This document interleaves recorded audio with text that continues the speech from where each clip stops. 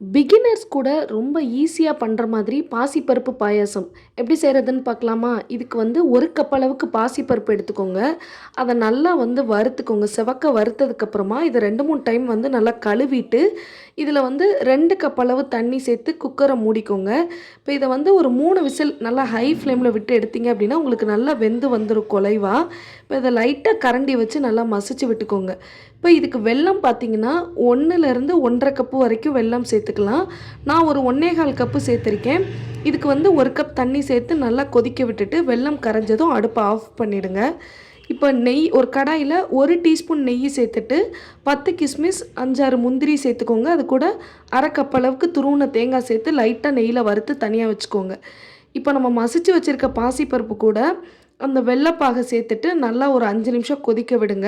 நல்லா கைவிடாம கிளறி விட்டுட்டே இருக்கணும். இது கூடவே நம்ம வறுத்து வச்சிருந்த தேங்காயையும் சேர்த்துட்டு, 1 கப் அளவுக்கு பால் சேர்த்துக்கோங்க.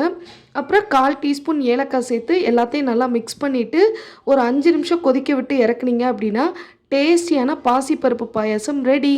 நீங்களும் கண்டிப்பா ட்ரை பண்ணி பாருங்க. Thank you.